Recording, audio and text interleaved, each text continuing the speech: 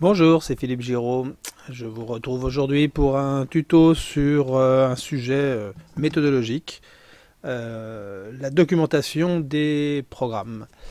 Alors on est dans un cadre qui est l'industrialisation du logiciel, des développements, et dans ce sujet assez vaste, il y a entre autres la normalisation de l'écriture du code.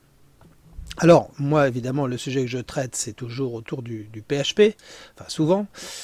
Et donc, on va partir d'un groupe de réflexion issu du monde ce qu'on appelle les frameworks, donc les principaux frameworks du marché, Symfony, Zend et autres, qui ont adopté des normes communes d'écriture et de programmation, de façon à standardiser les choses et à faire que tout marche mieux. C'est généralement les attendus de normes de développement, c'est que tout se passe bien pour la suite de l'écriture d'un programme, c'est-à-dire la maintenance, le debug, le versionning et tous ces sujets complémentaires au développement lui-même.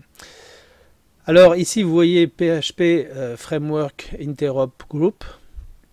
C'est l'association des différents acteurs qui ont participé à l'élaboration de ces normes de développement.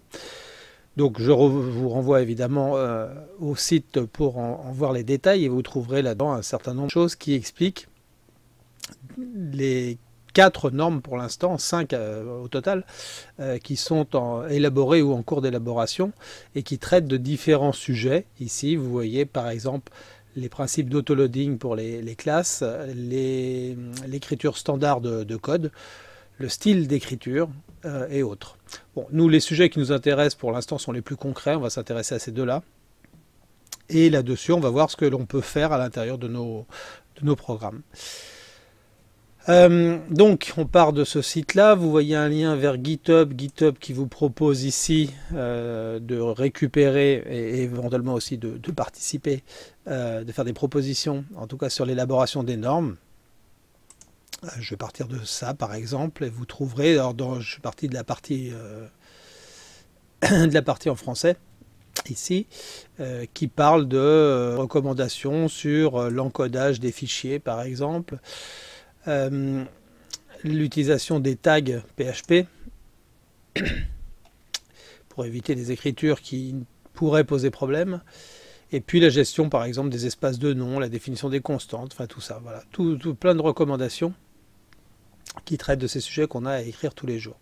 Donc une fois qu'on a pris le temps de regarder un peu toutes ces normes là, par curiosité, on peut aller voir sur différents sites d'éditeurs, notamment de frameworks. J'ai pris CakePHP parce que c'est un framework que je connais bien. Et dans cette documentation de CakePHP, vous avez à un moment donné un sujet qui parle des normes de code qui sont adoptées à l'intérieur de l'outil et qu'il vous est recommandé d'utiliser dans le cadre des projets autour de ce framework.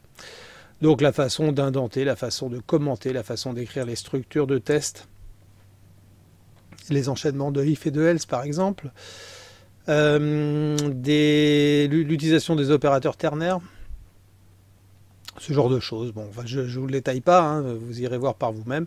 Puis ça, on en arrive bien évidemment, et je vais faire la transition avec ça, avec l'utilisation des docblocks, qui sont les en-têtes que l'on peut rajouter sous forme de commentaires pour documenter nos programmes à l'aide de tags, ce qu'on va appeler, enfin ce qui est appelé des tags ici, qui va permettre après à des outils de reconnaître ce que l'on a mis à l'intérieur de façon, et on en arrive donc au sujet du jour, à générer automatiquement la documentation technique de nos programmes, ce qui nous évitera de faire, alors ce que je vais vous faire apercevoir ici, excusez-moi, ce genre de document. Alors ici c'est un readme texte, ça pourrait être un .md ou ce genre de fichier pour documenter nos structures de dossiers, nos fichiers, et puis à l'intérieur les fonctions que l'on a placées à l'intérieur, les paramètres, ce genre de choses. Donc ça c'est très bien, on peut le faire comme ça prend pas mal de temps. Quand on met à jour, il faut penser à les mettre à jour aussi, ce genre de fichiers.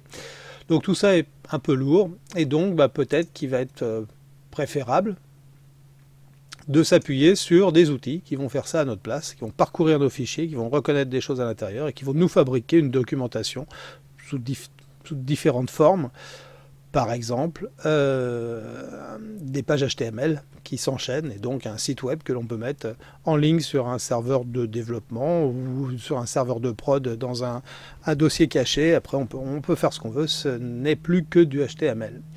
Et c'est vers cette voie qu'on va se diriger pour la démo d'aujourd'hui. Donc il existe plusieurs outils sur le marché, il y en a un qui est assez connu, qui s'appelle PHPDoc, qui est un descendant, on peut dire, de Javadoc, historiquement, qui fait la même chose. On en trouve des outils adaptés aux différents langages de programmation. Moi, je travaille depuis un petit moment avec PHP Check Style, qui va permettre de vérifier que ce que l'on a écrit est déjà conforme aux normes. Et après, dans un deuxième temps, on verra comment transformer ensuite ces réflexions en documentation. Donc, pour récupérer cet outil, donc une fois que vous êtes sur ce site, vous avez un lien ici qui vous fait récupérer donc un ensemble de fichiers que vous allez dézipper et installer dans un dossier. Alors moi, sur mon serveur de développement, j'installe ça dans un dossier, alors c'est un peu spécial mais c'est aussi pour la démo et pour la facilité des tutos. J'ai dans ma zone publique étant limitée à mon seul ordinateur, un dossier qui s'appelle Tools, et dedans j'ai un certain nombre d'outils. Vous voyez ici PHP Check Style avec l'ensemble du zip positionné ici. Et donc on a dedans un fichier qui s'appelle run.php, et vous voyez ici dans l'explication que c'est ce fichier qu'il faut lancer avec des options, c'est-à-dire en gros le répertoire que l'on veut analyser et l'endroit où on veut générer le rapport d'analyse. Et ce fichier est un fichier .php, donc ça veut dire qu'il faut pouvoir le lancer dans l'interpréteur PHP. Donc on n'est pas là pour aller par le web à cet endroit-là, c'est pas le but, on peut le faire mais c'est pas le but. Donc on va voir, vous voyez qu'il y a une version web browser ici.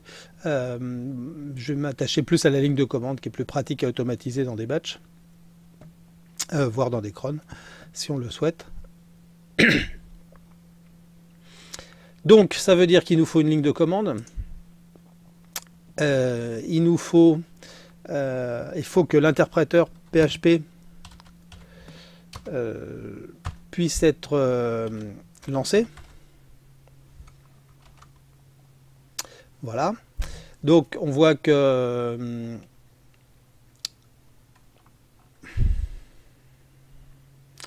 alors attendez, qu'est-ce que j'ai fait là? PHP. Voilà plutôt. Donc je tape la commande PHP, je demande l'aide. Vous voyez que je suis dans un dossier qui est un dossier d'office, donc qui n'a rien à voir. Donc ça veut dire que si je peux lancer PHP, c'est que dans ma variable d'environnement, j'ai un chemin qui pointe vers cwambin php, php 5512, parce que c'est là qu'il est le fichier. Et donc il faut avoir un chemin accessible sur ce dossier. Comment on règle ça si on n'a pas le bon environnement? Eh bien, on va dans les propriétés du poste de travail. On va dans les paramètres système avancés. On va dans variable d'environnement. On trouve ici la variable pass. On va dans modifier et on rajoute ici, en plus des chemins qu'il y a déjà, le chemin qui permet d'accéder à l'interpréteur PHP. Une fois qu'on a fait ça, quand on va dans la console, eh ben, on peut lancer donc ce que je viens de vous faire voir. Une fois qu'on a ça, il n'y a plus qu'à lancer. Alors je vais fermer ça parce que vous allez voir comment je le lance.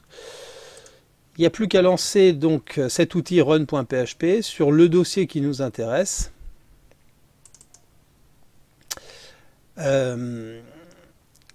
Le dossier de nos sources PHP, donc, et de rediriger la sortie, c'est-à-dire le résultat, dans un dossier pour fabriquer la documentation. Et donc, voilà ce qu'on peut mettre dans un fichier de batch, ici. Alors, une ligne ligne. Alors on considère que je pars d'ici, c'est-à-dire je suis au-dessus du dossier de mon framework. Hein. Je suis un cran au-dessus. Donc j'efface d'abord l'ancien rapport d'analyse. Je lance la commande PHP en précisant le répertoire source, pardon, en précisant l'adresse du fichier run.php, ici, donc c2.wamp, etc.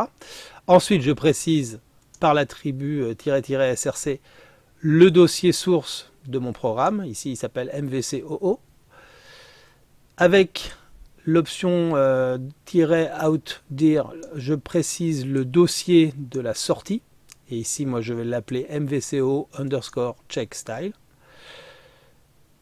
Et ensuite on précise le format que l'on veut en sortie, je veux du HTML, et la langue qui accompagne les commentaires, enfin qui va choisir le formalisme des commentaires, je veux du français.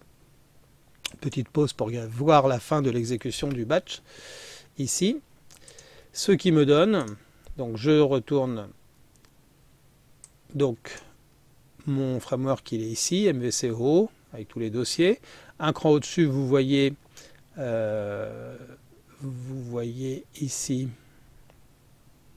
c'est que je suis là. Pardon, voilà, il faut que je me mette à ce niveau-là. Donc vous voyez ici le fichier que je vous ai fait voir, c'est celui-ci, mvcoo-checkstyle.bat. Si je le lance, le système me demande une confirmation pour supprimer l'ancien rapport. Je réponds oui. Il lance run.php avec au bon endroit en analysant le dossier MVCO que vous voyez ici. Il fait un outdir sur MVCO checkstyle que vous voyez ici. Il a terminé. Ça veut dire que si je vais maintenant dans MVC checkstyle, vous voyez un fichier index.php, 14h10, il est 14h10, il a bien été refabriqué. Si je double-clique dessus,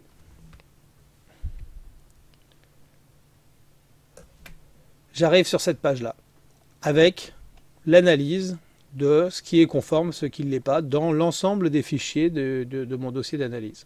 Alors, j'ai un certain nombre d'erreurs, donc il a trouvé 35 fichiers. Sur les 35, il a trouvé 27 avec des erreurs, au total 250 erreurs. Il y en a les erreurs qui restent dans la version sont des erreurs que j'assume, hein, que j'ai vues, que j'ai analysées, que j'ai décidé de garder. Toutes les autres erreurs d'écriture apparaîtraient aussi, éventuellement, et il faudrait évidemment aller les résoudre. Donc par exemple ici, qu'est-ce qu'on a comme...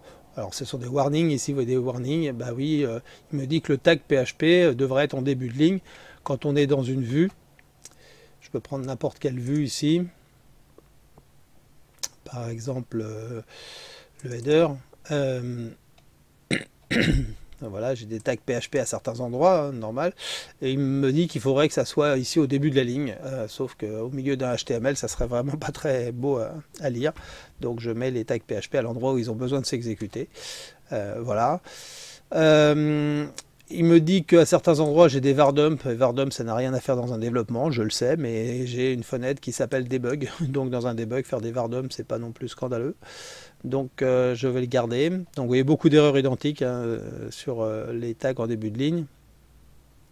Le tag fermant PHP dans une vue, j'ai besoin de le mettre. Donc comme j'ai écrit une ligne de PHP par ligne, il faut bien le ouvrant et fermant. Enfin voilà. Et donc il n'y a plus qu'à corriger tout ce qui est dit. Ici j'ai des erreurs normales sur une librairie. Voilà. Donc c'est un bon point de départ. Ça permet de vérifier que votre écriture est un minimum correcte par rapport aux normes qui peuvent exister, de façon à écrire comme tout le monde et à faciliter la transmission des sources entre développeurs. Voilà, je vous retrouve pour la suite dans un autre tuto pour la deuxième étape, c'est-à-dire fabriquer la documentation. Une fois qu'on a cleané toutes ces erreurs, on peut fabriquer la doc pour avoir deux outils de méthodologie. Un premier, rapport d'erreur, un deuxième, documentation technique du développement. Voilà, à bientôt pour la suite. Au revoir.